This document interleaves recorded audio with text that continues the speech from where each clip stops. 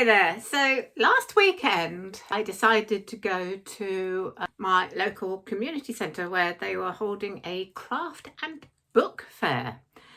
As you can see, there were a lot of books there and it was pretty popular. There was quite a lot of buzz around the bookshelves.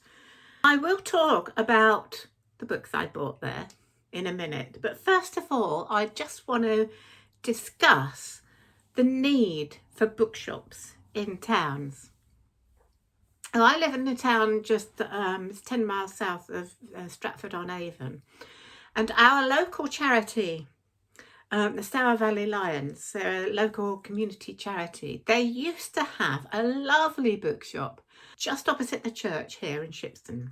And they had loads of books there, absolutely loads. But unfortunately, they lost their premises and they are currently looking for new premises. Now, while I was at this book fair last Saturday, I hadn't intended to stay there long, but I just happened to get talking to one of the people who run the Stour Valley Lions charity, and I just happened to mention that I had a book channel, and we got talking about how sad it is that our town no longer has a bookshop, and we were talking about how people still love physical books.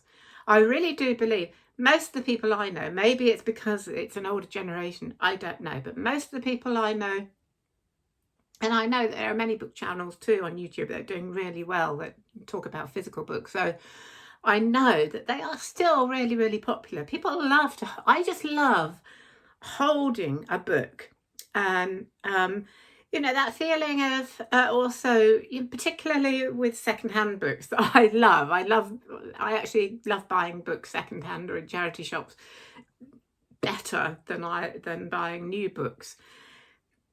There's that part that the thing of, who's owned it before, how old is it, when was it published, if it's got a lovely cover, if it's a really old book. And I also just love that feeling of remembering where I bought it, where I was when I bought it, or who gave it to me. You don't get that with Kindle books. And you don't get that feel. I love that feel of holding a book. Hello, Tilly. I love that feel of holding a book and just turning the pages.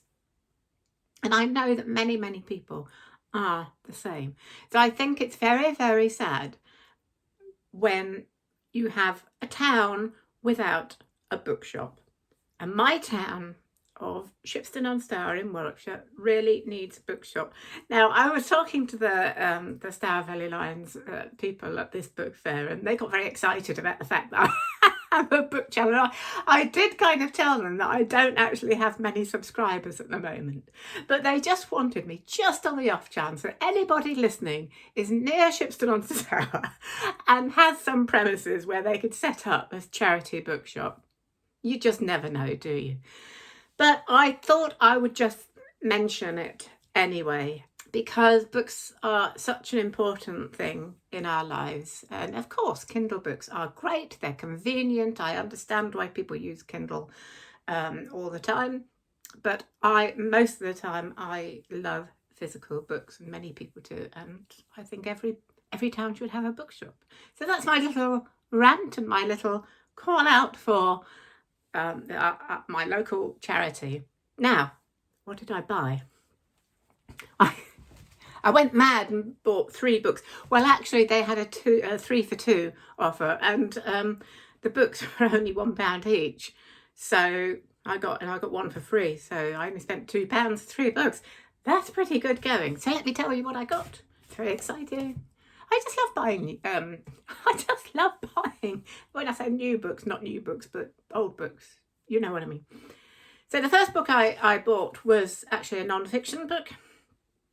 It's Life in Victorian Britain by Michael Patterson, a social history. Yes, very interesting, isn't it? Yes, it's a good lick. A social history of Queen Victoria's reign. Really into that, Jill.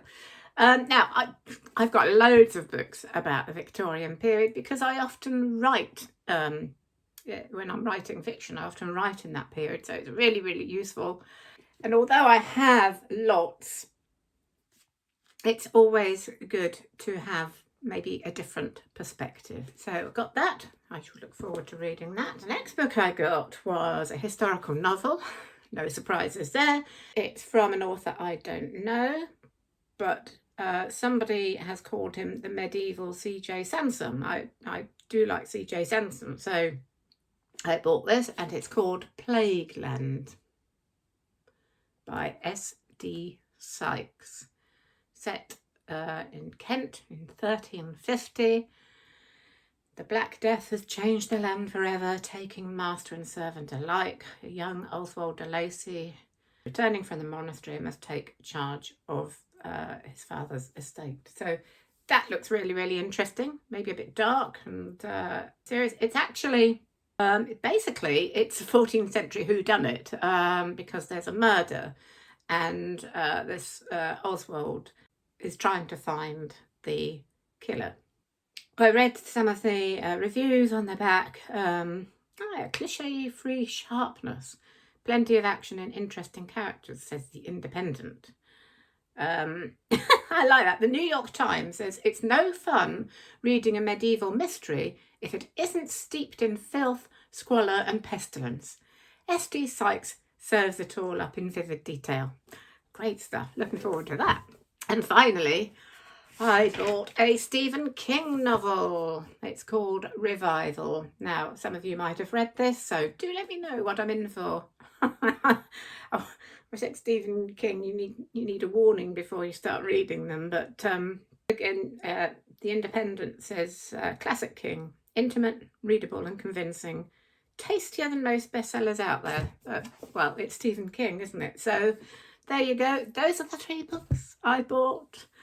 I'm putting them in my to-read shelves, which are getting a little bit overcrowded at the moment. So I can't stop myself. You know, every time I go in a charity shop or say a bookshop, I'm sort of drawn in and tempted to spend money. But there you go. I'll have to read quicker. So there you go.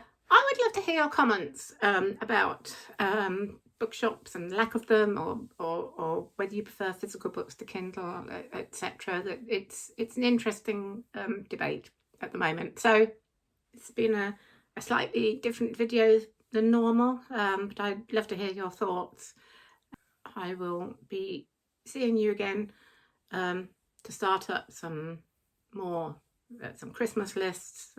Obviously those will be coming up soon, so do subscribe, and I shall look forward to seeing you soon.